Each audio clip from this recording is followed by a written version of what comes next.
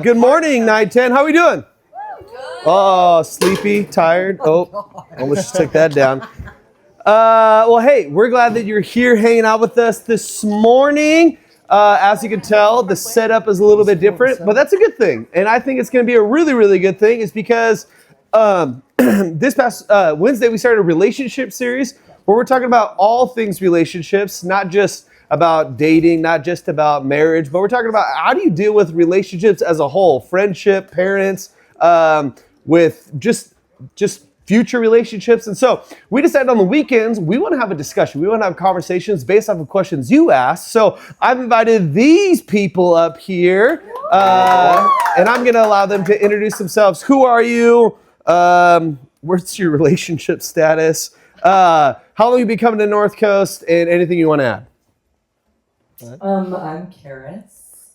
My relationship status is married and mother. Oh. And I've been coming to North Coast since I was a wee little lad. How long you been married?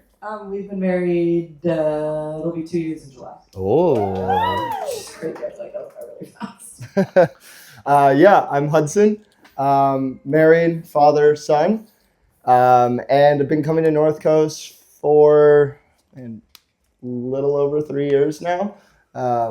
Grew up Temecula area, so I had a church out there until I finally moved to Oceanside, where I made this my home church. Oh. What do you do for a living? I trained the Marine Corps and the Navy how to escape out of helicopters that crash in the water. Oh, so cool. So, very niche. But what does the helicopter do? The helicopter, because the rotors are up top, the vehicle flips upside down. So all these Marines are upside down with water going in their nose, trying to figure out how to breathe, blindfolded. And my job is to make sure they don't drown. Pay enough money to go do that. Is that legit? Pretty cool. Okay.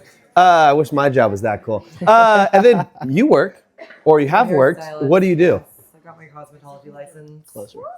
I got my cosmetology license while I was pregnant, so I'm a hairstylist, but I just work out of my house. So. Legit. That's awesome. Okay, so you have a lot to deal with, okay? And I feel like a question that we hear a lot is like, how do you manage everything that we do? Like, we have AP, we have tests, we have sports, we have relationships. Like, we want to have a social life. Like, how do you manage all of that and still make God a priority? I feel like that's a good question. Thank you. I feel like it's how you prioritize any relationship, and that's how you have to view it. Like, if you had a boyfriend or significant other, you wouldn't be like, oh my gosh, I have all these things. Like, how am I supposed to like prioritize you? You just would. You know what I mean? And if it's important enough in your life, and you think your relationship with God is important enough, you'll get time for that. Even if it's hard. Yeah, in relationship, you guys have heard like being in the Word and be this, but relationship just starts with talking to God. Even though we might have back-to-back schedules, whether that's school, sports, some of you guys have schedules that I still don't know how you guys manage.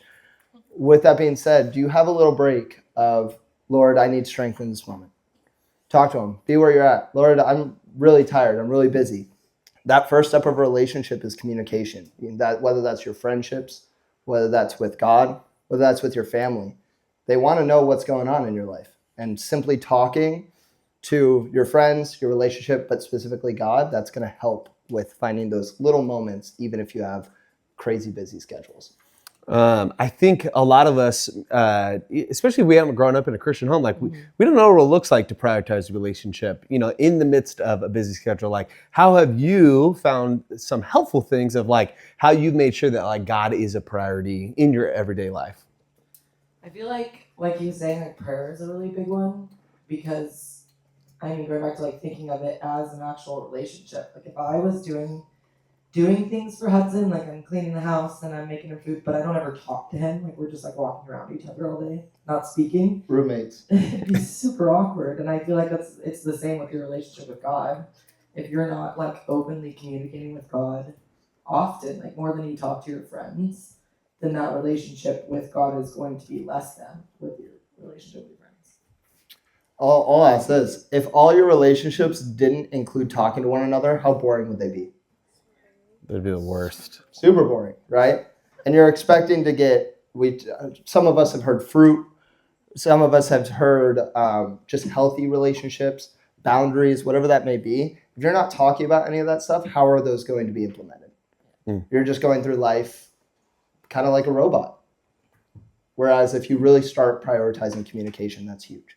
Yeah. So, another thing that like we hear a lot, and, as you guys are life group leaders, like, hey, I do prioritize, like I do pray, I do these things, but you kind of almost hit like this wall, right? Where you're like, I don't really feel it. I don't really know like what God's doing. Like, I don't really feel him. I don't really see him. Like, what would you say to that person who feels that way? Like, I feel like I do go to church. I feel like I do participate in life groups. I feel like I do these things, yet I still feel distant. I still feel like I'm hitting a wall.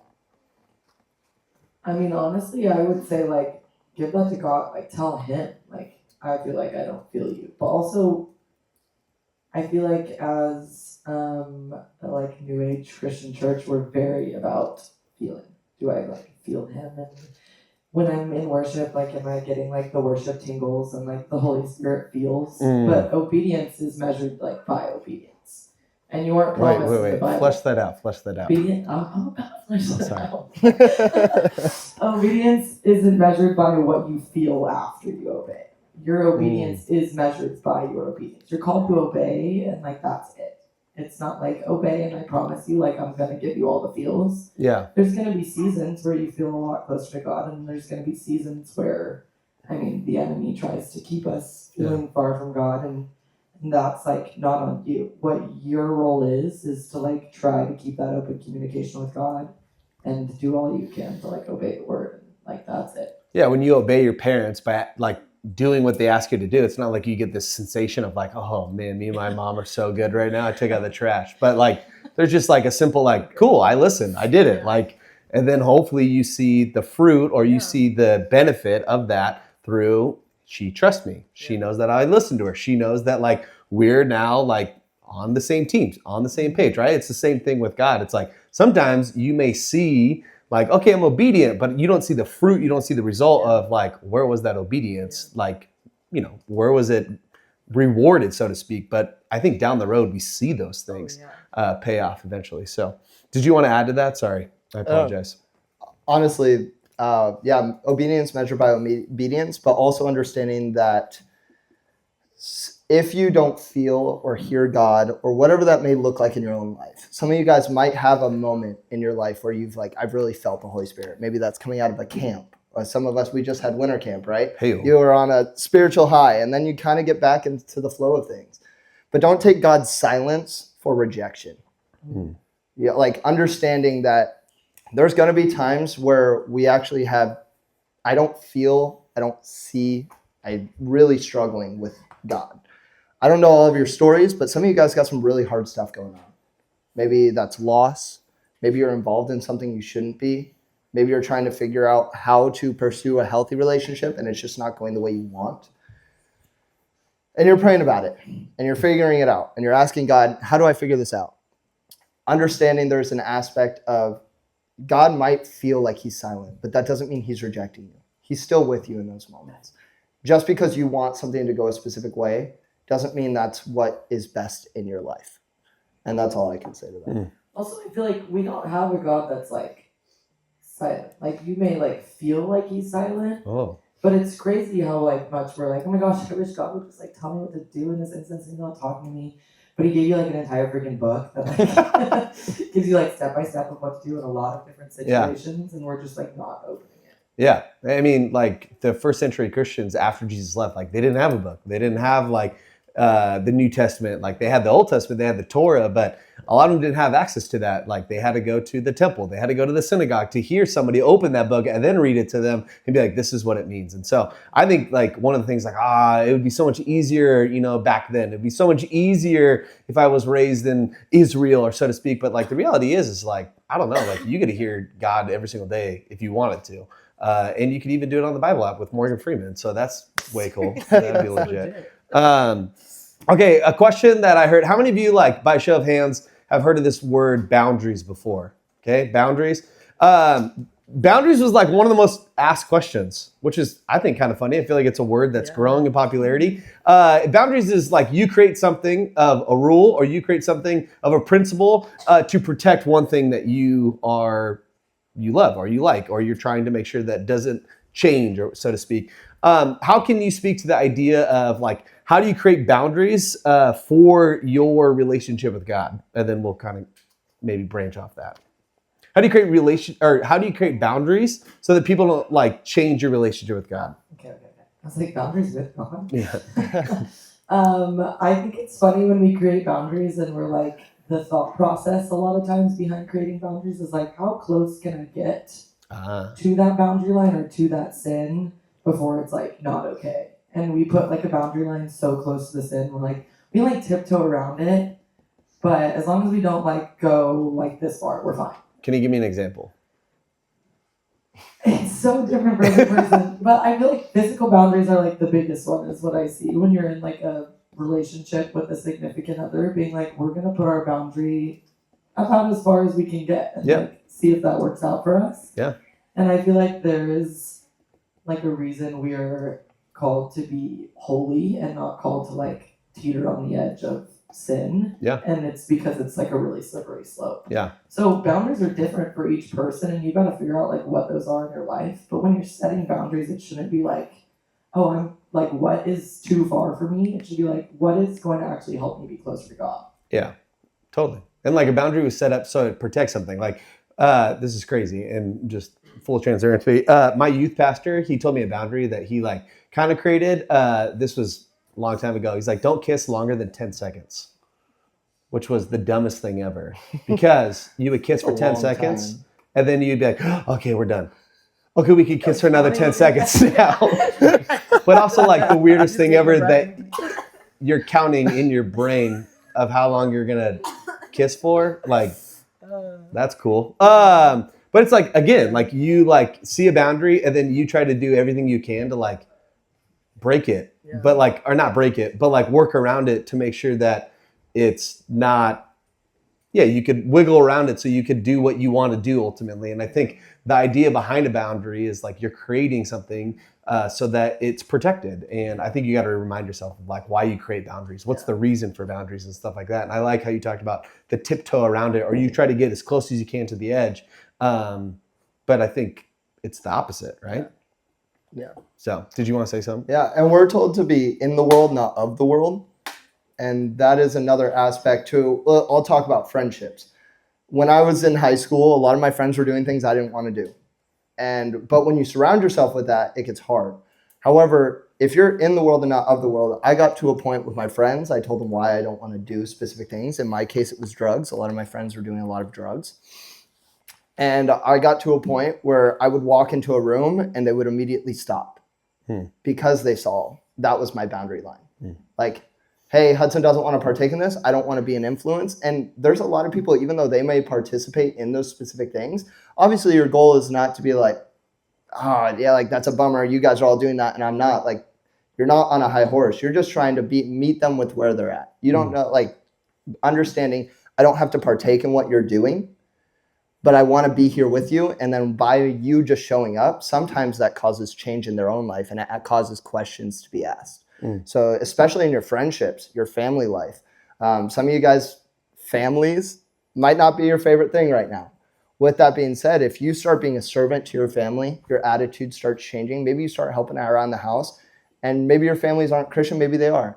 And they're like, something changed and they start asking questions. Then you can talk about your relationship with God and the boundaries you have set with others in order to be a servant, in order to protect yourself, which then causes them to maybe come to NineTen, maybe come to church in general. And that was a really cool thing that I noticed in my life. That's cool. That's cool. Okay, so speaking of like of the world, not in the world, like a lot of us, I think like we don't want to be like weird Christians. Like we don't want to be like, like we don't want to be labeled as like, dang it, like that. Yeah, that person's coming and like like we're gonna put the fun away, so to speak.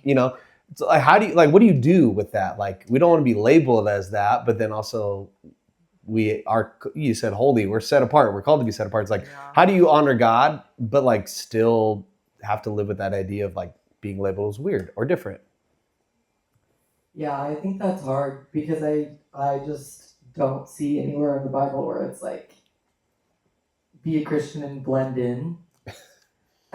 I see a lot of like be a Christian and be a light on a hill, that like stands out. Or like be a Christian and be salt in a bland world, and like that's something that's gonna have flavor and stand out. And so you're like called to stand out. And I think, like he said, like that's the best way to evangelize without actually saying a word, is to like people see the way you live and they're gonna be like, what? That's so different. Like, how do you do that? I don't think you have to be really freaking weird to be a Christian, though. I mean, don't go crazy, but I think that, yeah, I mean, your relationship with God should be noticeable. Yeah. If you gave up being Christian and nobody in your life noticed, then I think that's like a problem. People should know if Christ is in your life or not. I think that's crazy. That's cool. I mean, I think it's cool in the sense of like, how many people, notice that you are a Christian based on the decision that you made too. And I think obviously some of us are growing and we just started taking it seriously. And so like, I know sometimes it's not always noticeable, but like speaking to your point and a little bit what you said, I think like we get labeled as weird when we're so in your face about it. Like when we're like, why didn't you go to church? Why aren't you going to camp? Like, why aren't you doing this? Why are you doing that? And like, we're almost interrogating them. It's like, we're almost trying to like, why aren't you a Christian, so to speak? And I think that's where it gets weird. I think that's where it gets a little bit awkward, is because like we're almost like pushing Christianity out of them. And I don't think I've ever like, well, maybe actually it has happened, but like when we trick people into Christianity, it doesn't really work. It's like, it's not like, oh man, like I got you, Jesus juke, there you go. Yeah, I got to go to church now. Like I don't think that's ever worked for a long-term relationship. Like I think what's worked is based off of what I do and how I love them and how I serve them. Like that ultimately is a testament that I think today's generation, like if I'm being super honest, our generation cares the most about like how we love people, how we serve people, like how we talk to people. I think that's something that your generation has spoken up to in today's world of like, hey, we need to care about these things like globally, locally. And so like we have a great job is because I think so much of the Bible speaks to that. Like the fruits of the Spirit are that. So I just think that you are at an advantage because like your world, the world's saying like, we want to see love. We want to see service. We want to see how we think globally. We want to see on how you constantly are thinking about others and how they think, about how they feel, about their mental health and stuff like that. It's like you have a great setup in that regard of being able to meet them with the things that I think the world desires. So sorry. You had something. You put your mic up, and I talked over. I apologize. Who here has been peer pressured? Okay. Was it generally not really a good thing, right? You kind of come out of that like, oh, that was a bummer. I shouldn't have done that, right? Whereas same kind of concept where if we're constantly throwing something in someone's face and they're not wanting it, is that just going to create a wedge in your relationship with those specific people, or is that going to bring them closer? I think it can be the latter, right? At certain points, there is going to be that time where you can send out invitations. Hey, I'm going to do a service project. I saw on Wednesday, you guys are having a meeting about going and serving in LA. Hey, I'm doing this cool service project in LA. This is what we're going to be doing, and throw it out to your friends. And if they say no, all right, cool. And then after you go to do the service project, talk about how awesome it was and how the cool things you got to get to do. And then at that point, you can start having more healthy conversations of like, yeah, this is what we did. It was really, really cool. And then that might, next time I'm going to do that. Yeah. And again, it's peer pressure generally isn't a great thing. It usually creates a wedge in your friendships, or it's going to create a wedge for you going and doing something you shouldn't do. Also, get out of people's comment sections, bro. I don't know anybody that's become a Christian because they're like, oh, somebody commented on my post that I should be different. You know what I mean? I feel like, but the doom scroll was so good. Sections with other people that aren't Christian, like, bro, like leave it alone. I don't know. Like, you don't have to be weird like that. Like, also, I've never heard of anybody coming to Christ from somebody with a sign on the corner. I don't know. Like, Really? No, I'm sure at least one. Anybody come to NineTen because they saw a sign on the corner? Not as many people is like, oh, well, no. I'm just kidding. Sorry. And we're talking about relationships. Turn. Like, nobody's really. Yeah. Gosh, it was so loved in that moment. But those comment sections, I mean, you can get out of the comment section. I'm so just reading them. They're so good, though. Like, you're just making people mad. You're not like turning anybody. No, I agree. And we're talking about relationships, right? What's the first start of a relationship? Finding out who someone is. All of your stories are your own stories. So if you're just going in to be abrasive and not meeting people where they're at, right now we live in a world where it's us against them, right? Those people are different. Maybe you have people at school that you're thinking about that you're like, they're different. I don't want to hang out with them. But do you even know their stories? Do you know how they grew up? Do you know the environment that they're in? First step of relationship is finding out who someone is and why they think the way they think. Whereas if you're just going in and saying, you're wrong, you're wrong, you're wrong, you're wrong, how is that in a specific way relational at all? You're driving a wedge in that relationship. Yeah, you don't need to be weird. God just calls you to love people. You know what I mean? Don't be weird about it. Just love people. And they notice that. You know what I mean? Like, people want to be loved. Nobody's going to be like, it's weird that you're like loving me so well. Please stop Please loving stop me. loving me. I don't want this. Okay. Okay. So we talked a lot about this idea of, not being weird, but also I think a lot of us too, like we have a lot of friends that aren't Christians. We have a lot of friends that don't go to church. We have a lot of friends who maybe are a different religion. Like, how do you honor God, but still are in friendships that like, they're not Christian. Like they don't follow God. They don't believe in God. Like, how do you do that? How you do that? I think it's like super important to have non-Christian friends. Because like you said, like relationship is the bridge that truth travels over. And if you're not in relationship with people that are Christian, like you're not winning over people that are non-Christian. But also it's super important to not be poured into by those people. Like you need your solid Christian friends that are like pouring into you and encouraging you and walking with you in your relationship with God. Because if you're only surrounded by non-Christians, like you are the sum of your closest 5 friends. So you just need to know who you keep like closest to you. If I were to ask you, like, how do you know someone's pouring into you more than you're pouring into them? You would say, I would say, husband. Repeat the question. She talked about this idea of like, you have friends that aren't Christians, but the careful danger is like making sure they're not pouring into you more than, with like non-Christians? Yeah. Oh, yeah. Okay. What are you guys doing when you're together? How much are they like influencing you in your life? Like, are you noticing yourself looking more like and doing more of the things that they're doing or things that like Christ has called you to do? What boundaries have you put in place with your relationships with them, and what are you crossing, or how close are you getting to that line, specifically in the context of what is God said? I think having non-Christian friends, I have been more challenged by my non-Christian friends than I have with my Christian friends.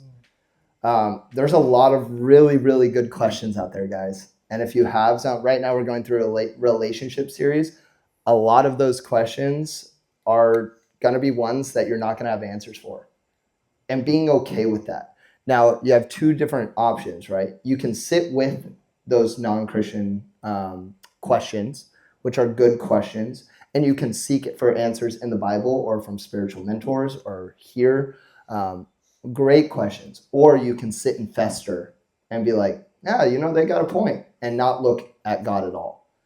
Because there's some really, really hard concepts. There's some things that we won't know. Right now, we have guesses on what's going on, but we don't know. And being okay with saying, I don't know, let me get back to you, is another great way of building relationship. Because again, it's going back to asking questions. Why do you think that? What happened in your life that makes you question those things? Because those questions usually don't just come up out of the blue, like, light bulb moment. They come up because of experience. And so if you get to the root of like, man, why do you think that? And you're not like, oh, you're wrong because this and this, that allows to build that relationship, and it builds that trust for you to be like, I don't have the answer for you. I'd love to continue this conversation at another point. And that builds that relationship. And that's when you can go and be poured into by someone who is maybe older than you, has a further walk in Jesus. Maybe you go to maybe some of your friends have been Christians for a long time and they struggled with that exact question, but really seeking out those answers and being okay with saying, I don't know. Yeah. So we have friends that aren't Christian, and like, we haven't really had that bridge of like how we build relationships. We both have kids. And so it's kind of like, when you hang out, right? Except for at the park and you just talk a little bit about life, but make sure your kid doesn't put sand in their mouth or fall off the jungle gym. And so it's like hard to build a relationship, right? But one time they're like, hey, do you want to come over for a bonfire? And we're like, yeah, sure, whatever. Our kids weren't there. And we're like hanging out at a bonfire, just talking about life. And then like this guy, he's not a Christian, and I kind of knew that. But he like all of a sudden like turns this way, and he like turns this way. He's like, hey, you want some pot? I was like, oh, okay. And I was like, no, I'm good. Like, I'm all right. And I was like, all right, cool. Like, you know, I'm 34 years old, still getting offered pot. That's cool. And then like they're smoking and I'm talking to them, kind of feel awkward. And then all of a sudden he turns this way. I was like, oh no, what is he going to pull out of this bag that he has? And he's like, you want some mushrooms? I was like, holy cow. Like, are those portobello or what are we talking about? And like, I think like, Jesus being tempted in the desert. yeah, I was seriously like, what is going on right now? Like, and my wife's just looking at me like, do we go? Do we not go? Like, what's happening? But I think like the point that I'm telling you is like, after that moment, there was a time where like we hung out with the gang, not at a bonfire. But like as we're hanging out with them, they said, hey, how do you deal with conflict in your marriage? And I was like, oh, dang. Like, this is an opportunity because, and they said like, do you guys ever fight as Christians? And I was like, oh man, like this is like honesty. This is like vulnerability where we like really start talking about like, how do you live your life? Like, how do you like, when do you submit to another? When do you serve one another? And so I don't know. I like saw that and I was like, this is crazy. I feel like I'm back in high school. But then again, like as we handled that situation, it created a great opportunity where we talked about friendship. We talked about marriage. We talked about how we raise our kids. And it just was like a really cool moment where I think like how we live our life and how we conduct our life, I think is more important than what we say with our life. Sure. So I don't know. That story came to mind. I don't know if I should have told it, but there you go. Great example. Yeah. Sorry, my bad. I don't know. You could have ran away in that moment. You could have been like, I could have been weird. I can't be with these I people. can't believe you. Yeah. Shame on you. Yeah. That's true. Known that Christians fight too. Yeah, that's true. That is true. That is true. And biblically, I would say the one sin or one thing that Jesus tells us to run from is sexual immorality. Yeah. And so it's like there's a lot of things that in this world that we can have a choice of, like, you know, whether that's pot or maybe that's portobello mushrooms. There's these aspects of that of you can sit in that if you know yourself well, or you can run. But specifically, especially with physical boundaries, whether you're in a relationship or not, romantic relationship, understand that is the one that God knew us pretty well to know physical boundaries are so much easier to cross than a lot of the other things. Somebody's trying to push your physical boundaries. You can't be like, I'm just going to sit here and like maybe I can evangelize them after this.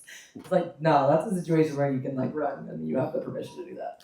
Yeah, I think another thing too, like just to maybe like encourage you, but also like have a self-assessment is like, if you're training for a marathon and you go out there and you're like trying to like, hey, you know what, like this is where I want to go, like, and you're training because you run, so you probably know this better than most people. You're not going to go out and run 24.2 miles.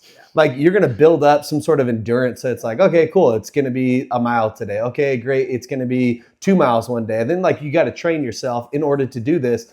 And in the same way, the Bible says like you have to run your race in life, and all of our like races in life, so to speak, are going to look different. And there's going to be seasons of your life where your endurance is going to allow you to face temptation. Like it's going to allow you to face certain friendships, and you're like, oh, cool, I can withstand this. Why? It's because I've endured things in my life where I know who I am. I know what I'm called to do. And then there's some of us in this room, like I'm not going to be like too, like I don't want to be like too harsh, but it's like you shouldn't have non-Christian friends a whole lot right now. Like you shouldn't necessarily be hanging out with these people right now. It's because like the race that you've started running recently, the race that God has called you to, it's pretty new. Yeah. It's pretty like, this is something that like you've just started to train in. This is something that you're just started to learn. Does that mean you need to like sever it and be like, you're not my friend anymore? No, but I think there's like an idea of like, okay, cool. Like you have to have a little bit of awareness in that. So, all right, transitioning, okay? A little bit off of that. Okay, some of us, we have non-Christian parents. Like, how do you navigate that? Like, God's your priority, God's your number one, but how do you navigate like the non-Christian parent family aspect where maybe it's just you and your mom? Like, what do you do? Yeah, that's hard. I mean, in the Bible, you are called to honor your mother and father, and it doesn't say like if your parents are Christian, you have to honor them.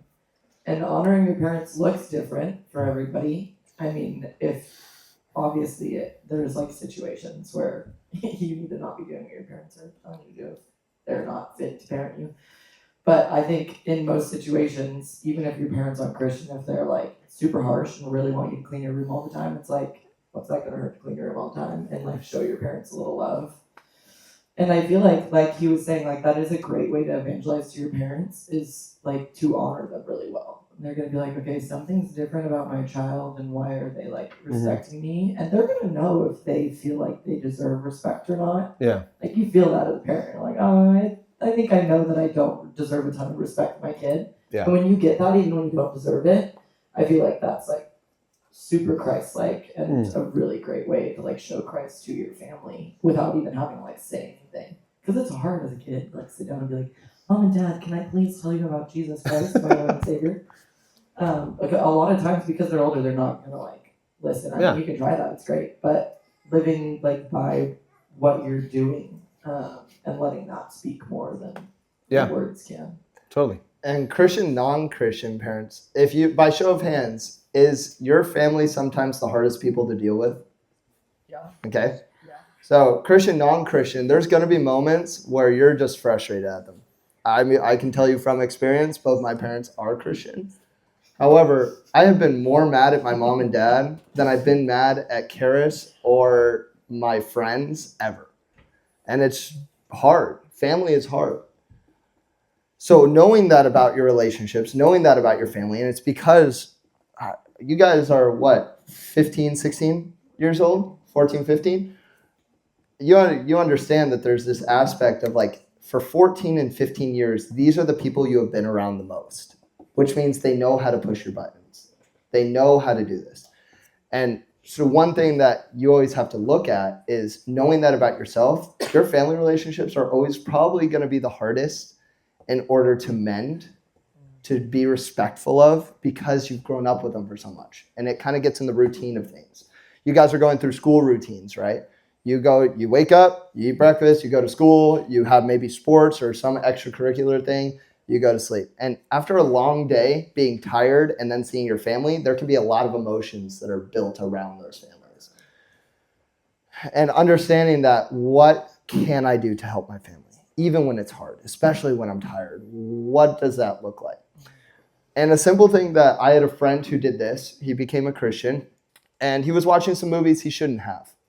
And it was their family, they called it Movie Friday, and they would just watch a movie, and eventually he started walking out of movies that they were watching because he's like, I don't feel like I need to surround myself with this right now.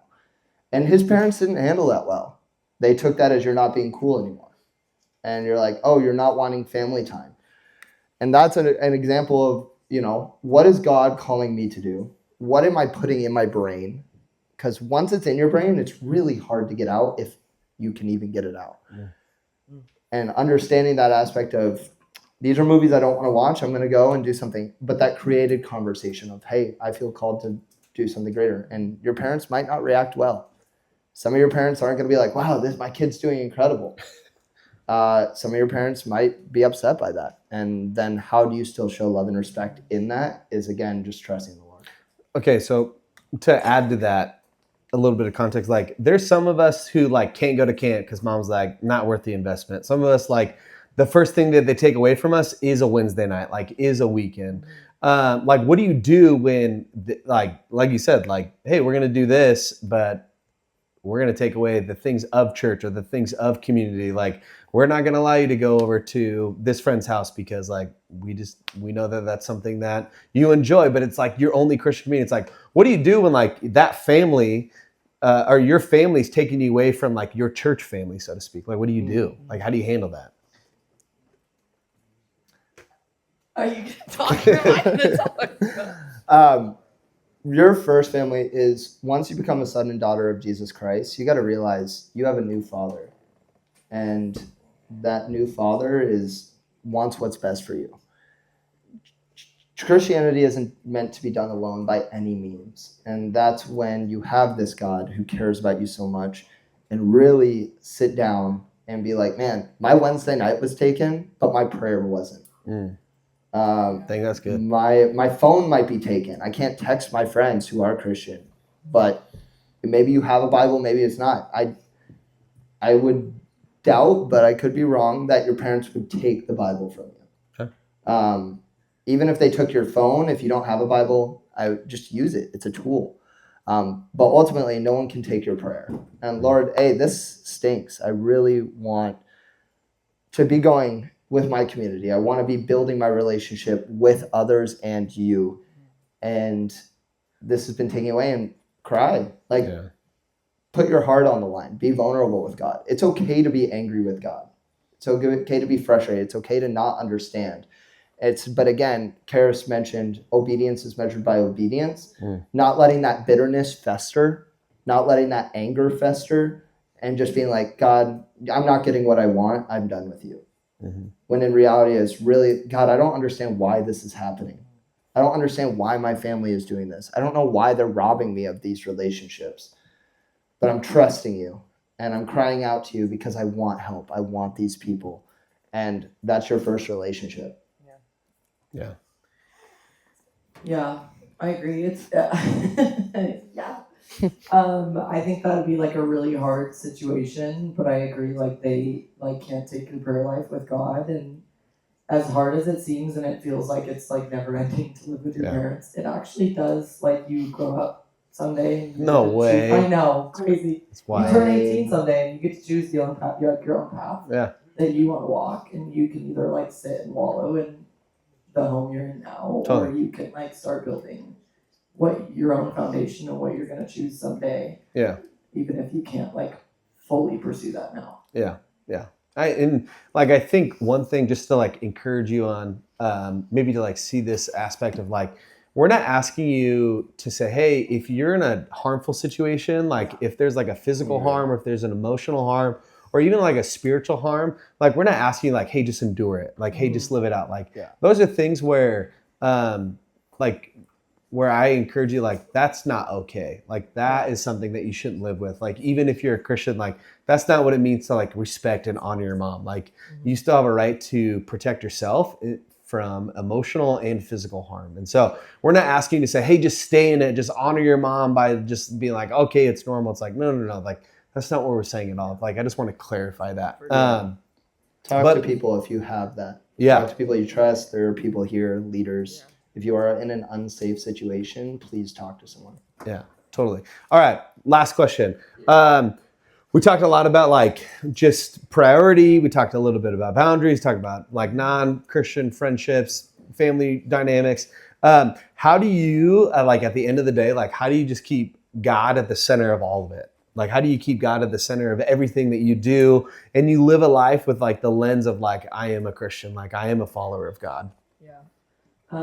It's like called to be a daily walk. If your only time with God is on Sunday, then you're like not going to be walking with him throughout the week. It's just, you aren't called to like only show up and hang out with him once a week for an hour or two.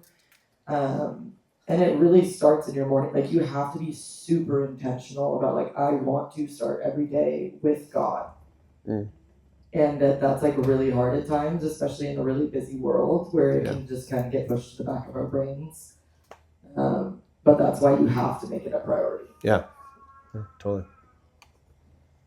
Sorry, I think just asking one simple question. You guys all wake up, you're all sitting there, you all don't want to get out of bed, right? We've all been there.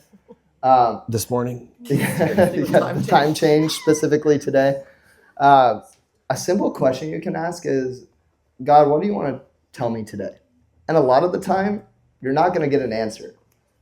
But that's starting your day off with a specific thing of, is there anything for me? And there might be a person that God puts on your heart. Maybe in those moments that you're thinking about a subject in school where you're like, man, there's something weird with this class. Maybe it's honoring through my sports or whatever that may look like. But just asking, and that's a type of prayer.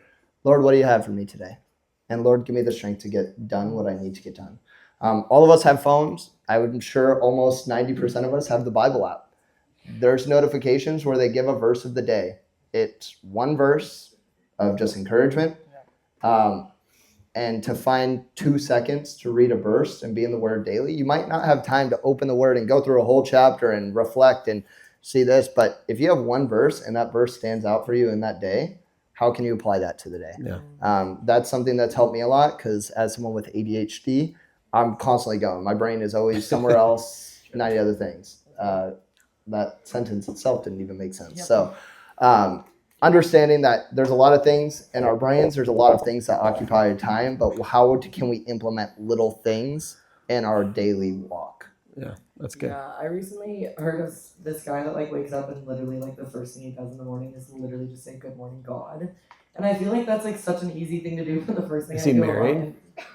Yeah, but his wife's probably asleep still, bro. Be for real. That'd be so like, I weird. sleep in so much longer than If I his heard wife. my wife that. just say, "Good morning, I God." don't know if he does it out loud. Like, God's in your brain, it's fine.